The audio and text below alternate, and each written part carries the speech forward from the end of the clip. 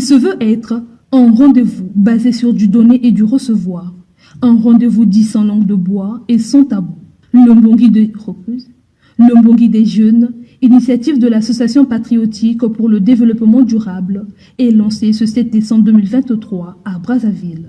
Pour sa première édition, ce forum dédié exclusivement aux jeunes a réuni les étudiants, les entrepreneurs, les responsables des associations et membres de la société civile autour du thème « Jeunesse et emploi, agir en citoyen » pour embrasser l'horizon de la réussite et du succès. Les crises sociales que nous vivons au quotidien, tout autant que l'absence de perspectives claires sur de nouveaux modèles de société et d'encadrement des jeunes, peuvent générer chez tout un chacun un sentiment d'impuissance et de découragement.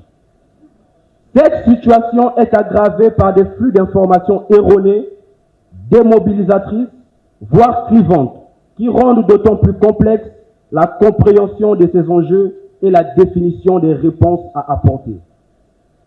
Face à ces défis de taille, les structures d'éducation et les organisations de la société civile ont les cartes en main pour accompagner les pouvoirs publics dans cette veine. La jeunesse congolaise fédérée autour du Mbongi dans le cadre de la mise en œuvre du plan d'action triennal de l'APDD dénommé « La jeunesse au travail, la jeunesse au cœur du développement ». Cette couche représentative à 65% de la population congolaise a bénéficié d'un partage d'expériences riche en contenu venant des différents intervenants avec pour chacun un thème respectif. Le cas de la marraine de cette édition est directrice de production de programmes de la chaîne nationale, Aline France et Toka Beka, qui n'a pas manqué de mots. Le chômage est beaucoup plus ancré en milieu jeune. Et ce n'est pas parce que les institutions publiques ou les structures ne recrutent pas, mais parce que, oui, c'est vrai que le problème se pose aussi peut-être à ce niveau, mais le plus grand problème, c'est au niveau de cette jeunesse qui n'arrive peut-être pas à saisir les outils qui se présentent à eux. Aujourd'hui, on a été surpris de voir à travers l'intervention du directeur du FONER qu'il y a plein d'initiatives qui se font à ce niveau-là. Et on a compris que les jeunes étaient ignorants de ce qui se faisait à ce niveau. Et ils ont été surpris de comprendre que finalement, tout le reste de leur avenir dépend finalement de leur volonté à aller saisir ces opportunités-là. Concernant les questions de formation, d'employabilité et d'insertion professionnelle des jeunes, voire même l'entrepreneuriat, plusieurs pistes de solutions ont été soulignées, à l'instar des subventions de la municipalité mises au service des porteurs d'idées, mais aussi l'impact du FONEA, une aubaine à capitaliser pour être plus compétitive.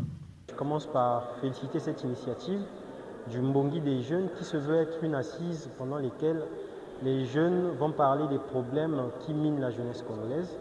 Et ce que j'ai pu retenir ici, c'est qu'il y a eu tout un panel qui s'est exprimé sur les difficultés de la jeunesse actuelle et de sorte que les jeunes ont été édifiés sur les démarches à entreprendre afin de sortir des différents maux qui minent la jeunesse congolaise aujourd'hui.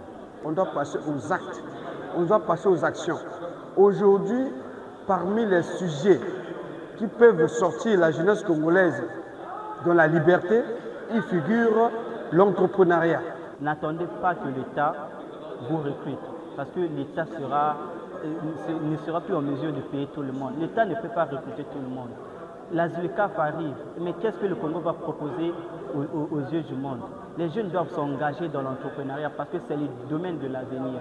Et si les jeunes sont l'avenir de notre pays, il faut donc investir dans l'entrepreneuriat car c'est le seul moyen qui peut te garantir la retraite. On ne lègue pas un salaire à son enfant, mais on lègue une entreprise. Le Mbongi des jeunes se veut être un rendez-vous pérenne pour débattre les questions qui minent cette couche juvénile.